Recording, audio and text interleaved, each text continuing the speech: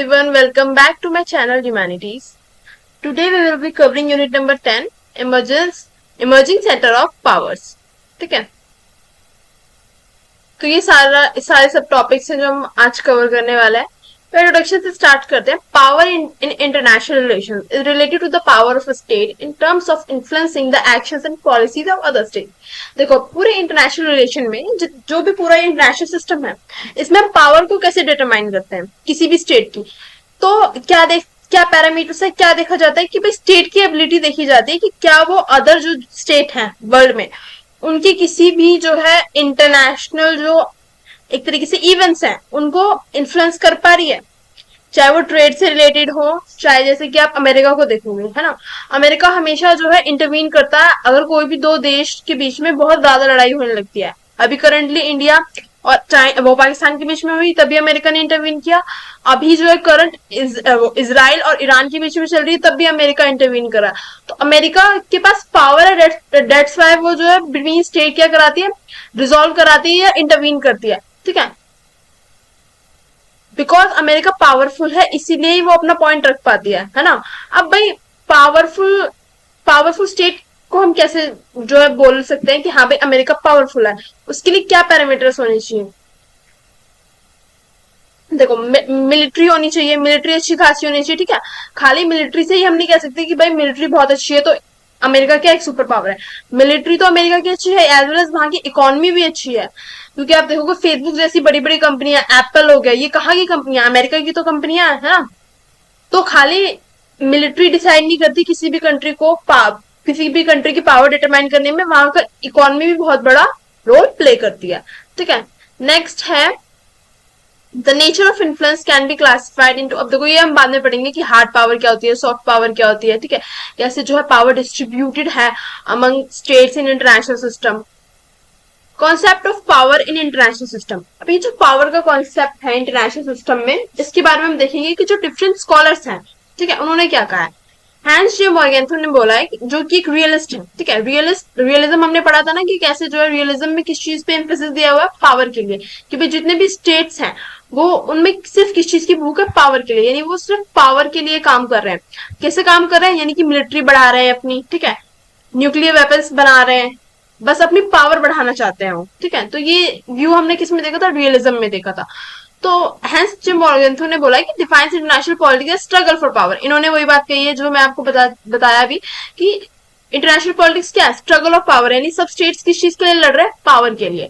ठीक है, अपनी अपनी नेशनल इंटरेस्ट को प्रोटेक्ट करने के लिए, अपनी टेरिटरी को प्रोटेक्ट करने के लिए वो अपनी पावर बढ़ा रहे हैं। ठीक है, since all the countries are engage with each other with the same motive, अपनी कन्वीनियंस के लिए, मैंने बोला ना कि अपने नेशनल इंटरेस्ट को प्रोटेक्ट करने के लिए, अपने नेशनल इंटरेस्ट को फुलफिल करने के लिए क्या कर रहे हैं, वो पावर एक्सपेंशन कर रहे हैं। ठीक है, अब देखो neorealist like Kenneth Waltz whom again you have studied earlier argued that the bipolar system is the most stable। यानी कि इन्होंने बोला है जो कोल्ड वॉर के टाइम पे दो ब्लॉक बन गए थे ना, यूएसएसआर, सोवियत यूनियन और नेटो, है ना, सोवियत यूनियन और जो ये नेटो बन गए थे, तो ये क्या है भाई, इससे एक सिस्टम क्रिएट होता स्टेबिलिटी का, ऐसा इनका कहना है। ठीक है, नेक्स्ट है John Mearsheimer, known as offensive neorealist, insist on the ability of the hegemonic power. इन्होंने बोला है कि भाई ये जो institute of ability of hegemonic power to dominate other countries, इन्होंने हेजेमनी की बात किया। हेजेमनी क्या होती है भाई, दबदबा बनाना।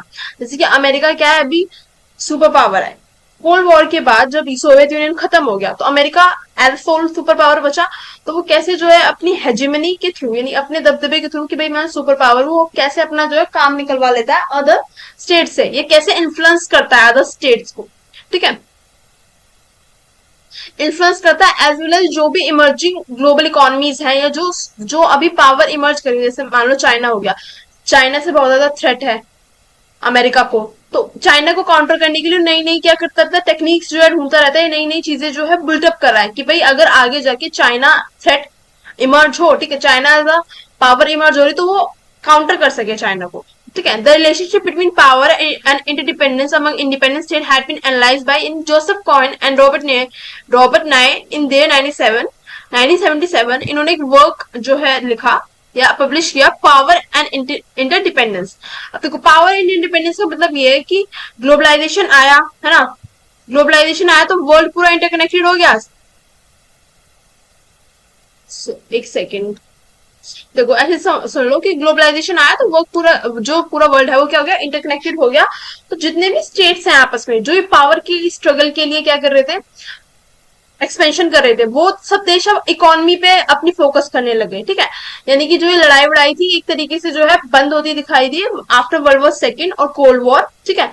सब देश अपनी किस चीज पे फोकस करने लगे, इकोनॉमी को अच्छी करने पे फोकस करने लगे, एज वेल एज जो उनकी जो पब्लिक है, यानी कि जो स्टेट के जो लोग हैं, जो कॉमन पब्लिक है, उन पे ध्यान देने लगे, ठीक है, यानी उनको राइट्स वगैरह मिलने लगे।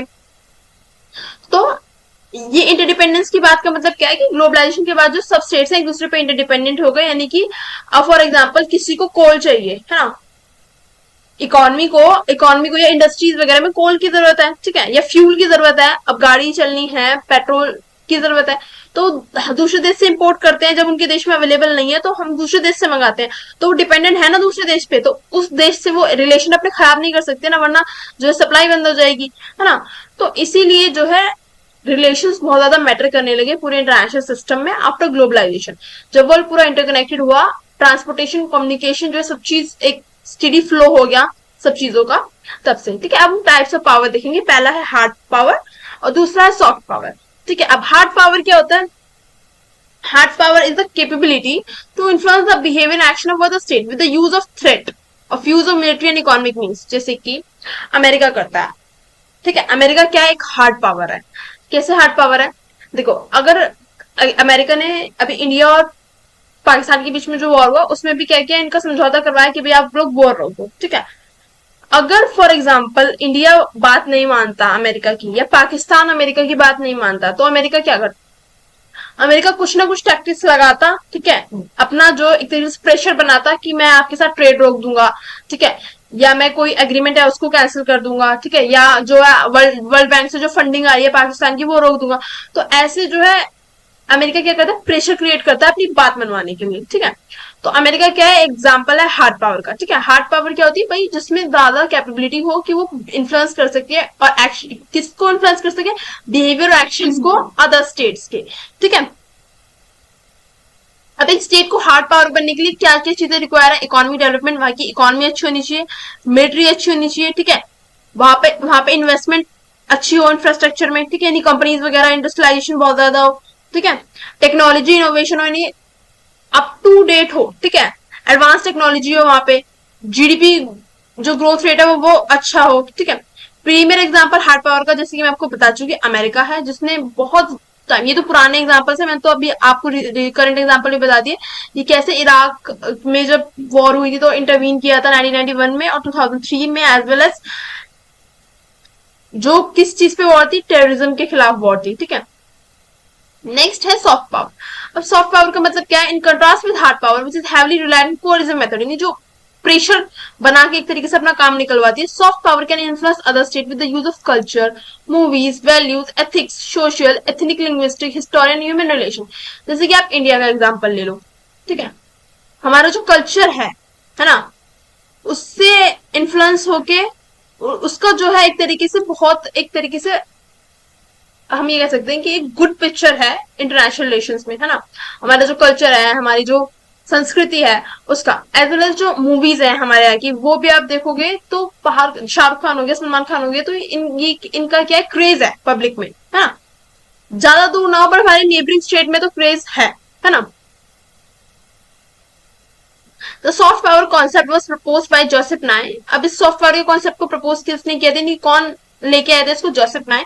वो argued country can achieve interest, यानी कि इन्होंने ये बोला था कि एक कंट्री सिर्फ जो है प्रेशर बना के ही जो है अपना इंटरेस्ट या अपना काम जो है नहीं बनवा सकती, खाली एक अल्टरनेटिव अप्रोच भी है जो कि है सॉफ्ट पावर की, influencing the policy of other country through soft tools, ठीक है, यानी कि सॉफ्ट मेथड्स के थ्रू भी क्या कर सकती है, अपना काम बनवा सकती है, यानी कि अदर स्टेट की पॉलिसी को इन्फ्लुएंस या अदर स्टेट के बिहेवियर को इन्फ्लुएंस कर सकती है कंट्री, ठीक है। और वो सॉफ्ट पावर क्या, कल्चर हो गया, है ना, एथिक्स हो गए, social, ethnic, linguistic, historical, human relations हो गए, ठीक है। एग्जाम्पल मैंने बता दिया आपको, इंडिया है। उसके बाद जैसे कि देखो यूएन इंटरनेशनल योगा डे बनाता है, ठीक है, बॉलीवुड इंडियन फिलोसफी होगी, या बहुत सारी चीजें हैं, ठीक है। नेक्स्ट है ब्राजील।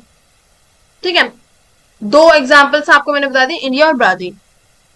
नेक्स्ट टॉपिक है हमारा ग्लोबल रीजनल सब रीजनल पावर। देखो ग्लोबल पावर क्या होती है, जिसमें दोनों क्या हो, दोनों की एबिलिटी हो, हार्ड पावर की भी और सॉफ्ट पावर की भी। देखो यहाँ पे दिया गया है कि जो यूएस है has immense soft power, Hollywood fashion. देखो जो वेस्टर्न कल्चर है, यूएस का हार्वर्ड यूनिवर्सिटी हो गई, इन सब चीज का एजुकेशन का भी कितना क्रेज है कि यहाँ से लोग डॉक्टर की डिग्री परस्यू करते हैं यूएस में जाके, है ना। तो एजुकेशन हो चाहे फैशन हो चाहे हॉलीवुड मूवीज हो, ये कैसे एक्ट करती है, as a soft power act करती है इंटरनेशनल सिस्टम में। ठीक है, तो यूएस जो है दोनों पजेस करता है, hard as well as soft power. ठीक है, तो इसको इसलिए हम यूएस को क्या कहते हैं, ग्लोबल पावर कहते हैं। ठीक है, अब नेक्स्ट पॉइंट क्या है, अब क्या केनेथ वॉल्स ने बोला है कि क्या एसेंशियल रिक्वायरमेंट है ग्रेट पावर या ग्लोबल पावर बनने के लिए। किसी एक स्टेट की पॉपुलेशन, यानी वहां पे पॉपुलेशन होनी चाहिए, टेरिटरी होनी चाहिए अच्छी खासी, एरिया होना चाहिए, अवेलेबिलिटी ऑफ रिसोर्सेज यानी कि रिसोर्सेज होने चाहिए वहां पे, as well as economic output and power, political stability. Political stability होनी चाहिए। पॉलिटिकल स्टेबिलिटी का मतलब ये है कि भाई ऐसा नहीं है कि सरकार बन रही है और गिर रही है, बन रही है और गिर रही है। पॉलिटिकल स्टेबिलिटी हो कि वो अपना पूरा टर्म जो है वो पूरा कर रही है। ठीक है, next are regional power. Regional power will have the characteristics of a great power but confined to a particular region. यानी कि regional power में भी characteristics होते हैं great power के, but वो एक restricted होते हैं region तक। ठीक है, it play a very dominant role in, जैसे कि इंडिया हो गया। ठीक है, इंडिया क्या है, एक regional power है। It play a very dominant role in determining the issues of the region, guiding the economic activities of state, playing a vital role in the inter-region trade। यानी कि वो ट्रेड जैसी, security जैसी, economic activities जैसी चीजों में क्या करते हैं, आगे रहती है। ठीक है, major share in regional production population, यानी कि यहाँ पे पॉपुलेशन बहुत ज्यादा होती है, स्किल वर्कफोर्स होती है, टेक्नोलॉजिकल एडवांसमेंट भी होता है, इन्वेस्टमेंट भी है, बट स्टिल वो इतना अच्छा नहीं है कि वो ग्लोबल पावर को कम्पीट कर सके। ठीक है, नेक्स्ट क्या है, regional power can also play a cultural hegemony in the sense that own culture media. जैसे कि हमारे जो कल्चर है, जो इंडिया का कल्चर है, उसकी एक जो गुड पिक्चर है ऑल ओवर दी वर्ल्ड। ठीक है, India and Brazil example of dominant regional power. ठीक है, इंडिया का एग्जांपल मैंने बताया दिया और ब्राजील है। सब रीजनल पावर वो होती है जो खाली अपने नेबरिंग स्टेट तक इन्फ्लुएंस बना पा रही है, यानी कि पूरे ग्लोबल लेवल पे ना बना के खाली जो अड़ोसी पड़ोसी देश है वहां तक अपना इन्फ्लुएंस बना पा रही है, उनके साथ अच्छे से ट्रेड कर पा रही है, कोऑपरेट कर पा रही है, उनके जो है एक्शंस को इन्फ्लुएंस कर पा रही है। एग्जांपल्स है सब रीजन और Middle East, South Asia, East Asia, Central Asia, East Africa. ठीक है, ये सारे region. Polarity in international system, देखो यूनिपोलर सिस्टम हम पढ़ चुके हैं, यानी कि खाली एक सुपर पावर हो, एक सुपर पावर हो खाली, जहां पर उसको हम कहते हैं यूनिपोलर सिस्टम। भाई कि इसको कंपीट करने के लिए अब अदर कोई नहीं है, जैसे कि यूएसए है ना, वो अपनी हेजेमनी बना के रखते हैं ऑल ओवर द वर्ल्ड।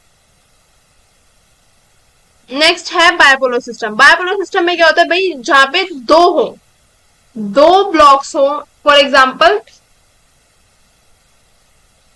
हमने कोल्ड वॉर के टाइम पे देखा यूएसए और सोवियत यूनियन। ठीक है, अब यहाँ पे 3 पॉइंट्स है कि पहला कि हमें जो है बायपोलर सिस्टम में क्या देखने के लिए मिलता है, अलायंस सिस्टम देखने के लिए मिलता है। जैसे हमने देखा कि कुछ कंट्री थी जो वो नेटो की साइड हो गई, कुछ कंट्री थी जो सोवियत यूनियन की साइड हो गई, है ना, देखा ना हमने कोल्ड वॉर के टाइम पे जब मैंने लास्ट चैप्टर पढ़ाया था तब। ठीक है, कॉम्पिटिटिव एनवायरमेंट होता है, यानी कि दोनों जो पावर इमर्ज होकर आई, इनमें हमेशा कंपटीशन चलता रहता है पावर का, कि भाई हम जो ज्यादा पावरफुल है, मैं ज्यादा पावरफुल। ठीक है, थर्ड है भाई जब ऐसी स्थिति होती है कि जहां पे दो पावर इमर्ज होकर आती है, तो एक का जीतना हमेशा निश्चित है और एक का हारना हमेशा निश्चित है। ठीक है, यानी जैसे सोवियत यूनियन खत्म हो गया, नेटो रहा। मल्टीपोलर सिस्टम में ये होता है कि multipolar system international relation reflect the existence of multiple powers as a poles of power. It, जैसे कि देखो कोल्ड वॉर के बाद जो है मल्टीपल जो स्टेट्स हैं वो इमर्ज होके आ रहे हैं एज अ पावर। चाइना देख लो, ठीक है, इंडिया देख लो, जापान देख लो, इवन अमेरिका ने बॉम्बिंग कर दी थी दो, कहां पे की थी, हिरोशिमा और नागासाकी पे, दो सिटीज पे न्यूक्लियर बॉम्ब जो है गिरा दी थी। स्टिल उसके बाद भी जापान इतना एडवांस है टेक्नोलॉजी में कि इंडिया भी जापान से 15 साल पीछे चल रहा है अभी, 15 से 20 साल। ठीक है, इतना एडवांस है जापान। ठीक है, तो मल्टीपोलर सिस्टम होता है कि जहां पर जो है डिफरेंट स्टेट जो है एज अ पावर इमर्ज हो रहे हैं, हुए नहीं है अभी, चाइना सुपर पावर बना नहीं है, इंडिया बना नहीं है, जापान बना नहीं है, बट इमर्ज हो रहे हैं। यानी ये काउंटर, मतलब इनकी इकोनॉमी इतनी अच्छी हो जाएगी कि आने वाले 20-25 सालों में कि भाई ये अमेरिका को अमेरिका के लिए थ्रेट है, ठीक है। इसीलिए इनसे जो है बचने के लिए अमेरिका क्या कर रहा है, स्ट्रेटेजीज बिल्डअप कर रहा है, जिससे लेटर ऑन उसको प्रॉब्लम ना हो, वो सोल सुपर पावर बना रहे, ठीक है। अब ये जो मल्टीपोलर सिस्टम है डिपेंड होता है मैनी फैक्टर पे। फर्स्ट इकोनॉमिक डेवलपमेंट, यानी इन कंट्रीज का इकोनॉमी डेवलपमेंट अच्छा होना चाहिए, टेक्नोलॉजिकल एडवांसमेंट होनी चाहिए, टेक्नोलॉजी अच्छी होनी चाहिए, मिलिट्री अच्छी खासी होनी चाहिए, ठीक है। अब सेकंड, अब ये मल्टीपोलर सिस्टम इमर्ज हुआ बाइपोलर सिस्टम की वीकनिंग की वजह से, यानी जब ये सोवियत यूनियन खत्म हो गया और जो वैक्यूम क्रिएट हुआ है ना पावर का, है ना, दो पावर थे, अब एक खत्म हो गया तो वहां पे खाली जगह हो गई ना, तो इस गैप को फिल करने के लिए मल्टीपोलर सिस्टम आया जहां पे डिफरेंट कंट्री इमर्ज हो रही है। अब post cold war period and emergence, देखो यहाँ पे फर्स्ट पॉइंट ये बोला गया कि जो कोल्ड वॉर खत्म हुआ उसके बाद पहली चीज तो क्या हुई कि भाई यूएस जो है as a sole super power emerge हो गया, ठीक है, अपना डोमिनेशन जमाने लगा। प्लस ग्लोबल इश्यूज जो है इमर्ज हो गया है, जैसे कि इस्लामिक टेररिज्म, ठीक है, मनी लॉन्ड्रिंग, आर्म्स ट्रैफिकिंग का मतलब ये हो गया कि जो गैर कानूनी, यानी कि जिनके पास लाइसेंस नहीं होता, स्टिल दे हैव रिवॉल्वर, है ना, गन्स, ठीक है। तो ये सब चीजें, अब आप देखोगे जितने भी टेररिस्ट ग्रुप हैं इनके पास क्या लाइसेंस होता है कि गन रखने का, या जितने भी जो हथियार वगैरह इनके पास होता है, बॉम्ब्स होते हैं, नहीं होता ना। तो ये क्या है, एक तरीके से आर्म्स ट्रैफिकिंग का एक एग्जाम्पल है, ठीक है। अब ग्लोबलाइजेशन के आने के बाद एक न्यू कॉन्सेप्ट और इमर्ज हो गया है कि भाई कैसे जो है डिफरेंट स्टेट्स एक दूसरे पे इंटरडिपेंडेंट हो गए। जैसे कि मैंने आपको पहले भी एग्जाम्पल दिया ट्रेड के लिए, ठीक है, जैसे चाइना है, चाइना और इंडिया के रिलेशन खराब है, बैकफुट पे अगर हम देखा जाए, पर बिकॉज ऑफ ट्रेड, क्योंकि चाइना से इंडिया बहुत ज्यादा जो है चीजें इंपोर्ट कर रहा है, इसलिए आप देखोगे जब भी चाइना के साथ रिलेशन खराब हुआ है, लड़ाई हुई है, ठीक है, एज ऑन मतलब एक पूरी वॉर तो नहीं हुई कि भाई हमने वेपन्स वगैरह यूज किया, और जो भी थोड़ी बहुत सोल्जर्स के बीच में होती रहती है, तो उसमें हमें देखने के लिए मिला कि जो इंडियंस हैं वो चाइना के प्रोडक्ट बैन कर देते हैं इंडिया में, है ना, खरीदना बंद कर देते हैं, बट फिर भी जो है इतना कुछ इम्पैक्ट नहीं पड़ता, क्योंकि चाइना चाइना कैसे प्रोडक्ट बनाता है, चीप प्रोडक्ट बनाता है। और भाई लोग जो है ना चीप पर ज्यादा भागते हैं, क्वालिटी से ज्यादा लोग क्या देखते हैं, cheap.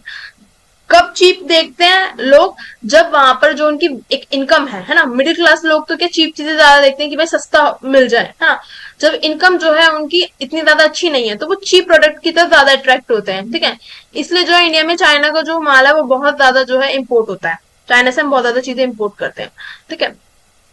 Emerging powers are those country which should have substantial landmark, देखो ये चीजें मैं बार बार बता चुकी है, मैं बार बार नहीं बताऊंगी कि भाई उनके पास एक अच्छा खासी जो है लैंडमार्क होना चाहिए, और वहां पे नेचुरल रिसोर्सेज होने चाहिए, जैसे कोल हो गया, पेट्रोलियम हो गया, फ्यूल्स हो गए, ठीक है, अदर सब्सटेंस हो गए जैसे यूरेनियम हो गया, ठीक है, सल्फर हो गया। Since modern idea of economic development need the country with huge manufacturing base, यानी कि इंडस्ट्रीज हो बहुत ज्यादा, ठीक है, कि वो प्रोडक्ट्स मैन्युफैक्चर कर सकें। Self sustainability in agriculture production, यानी कि जो एग्रीकल्चर है, जो उनकी पॉपुलेशन पूरी वो सेल्फ सस्टेनेबल हो, यानी कि जो ग्रेन्स है, जो वीट है, उनके लिए उन्हें दूसरी कंट्रीज पर डिपेंड नहीं होना पड़े, ठीक है। अभी आप पढ़ लेना कि रॉबर्ट जे गटमैन है, जिन्होंने अपनी बुक में European the new central visions of an emerging super power publish की थी, जो उन्होंने 2001 में, तो क्या उन्होंने बताया कि जो सुपर पावर है, उस जो जैसे अमेरिका सुपर पावर है, require not only economic and military power but also strong market, ठीक है। खाली मिलिट्री और इकोनॉमी से ही जो है हम किसी को सुपर पावर नहीं कह सकते, बट वहां पे एक अच्छा मार्केट भी होना चाहिए, ठीक है। नेक्स्ट है, अब हम देखेंगे जो इमर्ज हो रही है सुपर पावर, चाइना। देखो ये आप खुद पढ़ भी सकते हो, क्योंकि इसमें ऐसा समझाने वाला कुछ है नहीं, मैंने पॉइंट हाईलाइट कर दिया, फिर भी मैं बता देती हूँ कि चाइना में पहले कैसी इकोनॉमी थी, क्लोज इकोनॉमी थी। क्लोज इकोनॉमी का मतलब ये होता है कि जो भी चीज प्रोडक्शन हो रहा है, सुई से लेके मान लो चेयर है, टेबल है, बेड है, जितनी भी रिक्वायरमेंट है ना, चाइना के अंदर ही प्रोड्यूस की जाती थी, यानी कोई भी चीज चाइना इंपोर्ट नहीं करता था, ठीक है। सब चीजें जो है खुद बनाता था, अपनी कंट्री में बनाता था। फिर डेंग जोपिंग आए 1980 में, और ये रिफॉर्म्स लेके आए, ठीक है, यानी इन्होंने अपनी इकोनॉमी को क्या कर दिया, क्लोज से ओपन कर दिया, जिससे जो बाहर के देश हैं वो भी चाइना में आके इन्वेस्ट करने लगे, ठीक है। ग्लोबलाइजेशन जो है, एक तरीके से ग्लोबलाइजेशन 1990s में आया था इंडिया में, बट यहाँ पे कब आ गया, 1980s में ही आ गया, रिफॉर्म्स आ गई, ठीक है। जिससे जो है क्या हेल्प हुई चाइना को कि ग्लोबल फैक्ट्री बन गया, cheap and affordable manufacture goods का for all over the world, ठीक है। चाइना के पास क्या largest number of arms force है, और सेकंड हाईएस्ट, यानी कि आफ्टर अमेरिका चाइना जो है सेकंड नंबर पे है, जो सबसे ज्यादा खर्च करता है अपने डिफेंस सिस्टम पर, ठीक है। अभी कुछ स्ट्रेटेजीज बताई हुई है जो चाइना क्या है बुल्ड अप कर रहा है फॉर बेटर फ्यूचर, ठीक है, जिससे वो जो नेशन है उनको काउंटर कर सके। इंडियन ओशन में आप देखो आए दिन आप न्यूज सुनते रहोगे कि चाइना ने ये कर दिया वो कर दिया। तो स्ट्रिंग ऑफ पर्ल्स करके जो है ये क्या बना रहा है, पोर्ट्स बना रहा है, जिससे भाई कभी भी बाद में जो है, जिससे अभी तो ट्रेड चल ही रहा है, ठीक है, चाइना से जो इंडिया गुड्स आते हैं सी के थ्रू, है ना, बड़े बड़े शिप्स के थ्रू, ट्रेड तो चल ही रहा है, but in future for example in future अगर कभी, हाँ, इंडिया और चाइना के बीच में वॉर होता है तो जो पोर्ट्स बन रहे हैं ना वो आर्मी के लिए भी बहुत ज्यादा हेल्प करेंगे, ठीक है। तो कैसे चाइना एक पूरा सिस्टम जो है बिल्ड कर रहा है और इमर्ज हो रहा है as a global power counter करने के लिए अमेरिका को, ठीक है। नेक्स्ट है Russia. After the end of cold war, जब सोवियत यूनियन कोलैप्स हो गया तो रशिया को बहुत ज्यादा फेस करना पड़ा पॉलिटिकल और इकोनॉमिक प्रॉब्लम्स। बट उसके बावजूद भी रशिया क्या लार्जेस्ट कंट्री है, ठीक है, रशिया के पास सबसे ज्यादा नेचुरल रिसोर्सेज है, about 30% of all over the world constitute करता है रशिया ओनली, ठीक है। Russia second biggest arm exporter, यानी कि यूएसए के बाद सबसे ज्यादा अगर कोई अपनी जो आर्म्स एंड एम्यूनिशन है उनको बेच रहा है तो वो कौन है, रशिया है। और सबसे ज्यादा इंपोर्ट कौन करता है, इंडिया इंपोर्ट करता है, ठीक है। अब इंडिया का देख लो, इंडिया का एक सेकंड मोस्ट पॉपुलेटेड कंट्री है। ये देखो आप पढ़ लेना, ये एज इट इज पढ़ के तो मैं क्या रीड ही कर रही हूँ एक तरीके से, कि इंडिया के पास न्यूक्लियर कैपेबिलिटी है, तो वो एक इमर्जिंग पावर है, ठीक है। वर्क फोर्स बहुत ज्यादा है इंडिया के पास, ठीक है। Cheap labour as well as, एक चीज याद रखना कि इंडिया के पास लेबर तो है बट चीप लेबर है, जिसकी वजह से आप देखोगे सबसे ज्यादा मल्टीनेशनल कंपनीज जो है ना, एमएनसीज, वो इंडिया में ही है, ठीक है। आप हमेशा देखोगे कि जो यहाँ पे जो इंडिया में जो एमएनसीज है वो किसके लिए काम कर रही है, इंडिया की कंपनी के लिए थोड़ी काम कर रही है, अमेरिका की कंपनी के लिए, अलग अलग कंट्रीज, रशिया हो गया, जर्मनी हो गया, यहाँ की कंपनी के लिए सर्विस आउटसोर्स कर रही है इंडिया में ही बैठ के, ठीक है। यानी उनका थ्रू लैपटॉप्स, कंप्यूटर सिस्टम्स, ठीक है। अब ब्रिक्स, ब्रिक्स क्या है, ब्रिक्स की फर्स्ट, ब्रिक्स में देखो कौन कौन सी कंट्रीज इंक्लूड है, तो Brazil, Russia, India, China and South Africa. BRICS countries account for about 40% of global population, यानी ये जो सारी कंट्रीज है मिलकर 40% जो है वर्ल्ड की पॉपुलेशन कॉन्स्टिट्यूट करती है। अब ब्रिक्स बना क्यों, ब्रिक्स बना भाई इकोनॉमिक और फाइनेंशियल कॉपरेशन के लिए। भाई अब इन देशों के बीच में ट्रेड को लेके कोई भी इशू होगा तो वो ब्रिक्स में रिजॉल्व होगा, ठीक है। जो भी ट्रेड के रिलेटेड कोई भी स्ट्रेटेजीज बनेंगी तो वो कहाँ इंट्रोड्यूस होंगी, ब्रिक्स में जब समिट्स होती हैं, है ना, हर साल होती हैं या जैसे भी होती है, तो ब्रिक्स में जब समिट होती है वहां पे वो इश्यूज डिस्कस किए जाएंगे, जो स्ट्रेटेजीज हैं भाई कैसे हम जो है अपना ट्रेड एशियन रीजन में स्ट्रॉन्ग कर सकते हैं, ये सब स्ट्रेटेजीज क्या होंगी, डिस्कस होंगी, ठीक है। अब यूरोपियन यूनियन भी सेम है कि भाई जो यूरोप की जो कंट्रीज हैं इन्होंने मिलकर इसको बनाया है यूरोपियन यूनियन को, कि भाई हम जितने भी देश हैं वो साथ हैं इसका, यानी कि इनमें कोई भी डिस्प्यूट होता है तो प्रॉपर यहाँ पे यूरोपियन पार्लियामेंट काउंसिल है, कोर्ट है इनका, कोई भी पूरा सिस्टम, मतलब एक पूरा लीगल सिस्टम है अलग से, कि कोई भी डिस्प्यूट होता है तो वो यहाँ पे रिजोल्व होगा। एज वेल एज यहाँ इनकी करेंसी है यूरो, ठीक है, यूरो इनकी एक प्रॉपर अलग करेंसी है, ठीक है। और ये थर्ड लार्जेस्ट प्लेयर है इंटरनेशनल ट्रेड में, तो ये ट्रेड पे कॉपरेशन करने के लिए, ट्रेड जो एक तरीके से अपनी अपनी इकोनॉमी को बूस्ट करने के लिए जो है यूरोपियन यूनियन बनाया गया था और अभी भी है, ठीक है। European Union became an economic and technological powerhouse essential for an orderly global economic trade system. China raced to become the second largest economy with great technology capability in AI. These emerging and rising powers seek power in the traditional meaning of power which is dominated by the military, economic and political power. यानी कि सब जो देश है वो क्या कर रहे हैं भाई, इकोनॉमी की तरफ जो है अब बहुत ज्यादा ध्यान दे रहे हैं अपनी अपनी इकोनॉमी को बूस्ट करने के लिए, क्योंकि जब इकोनॉमी अच्छी होगी तो मिलिट्री अपने आप जो है मिलिट्री पे वो खर्च कर पाएंगे, ठीक है। मिलिट्री पे खर्च कर पाएंगे तो वो इमर्ज हो पाएंगे एज अ ग्लोबल पावर, ठीक है। तो यही था इस पूरे लेक्चर में। Thank you for watching the lecture. अगर आपको लेक्चर अच्छा लगा हो तो do like share and subscribe my channel.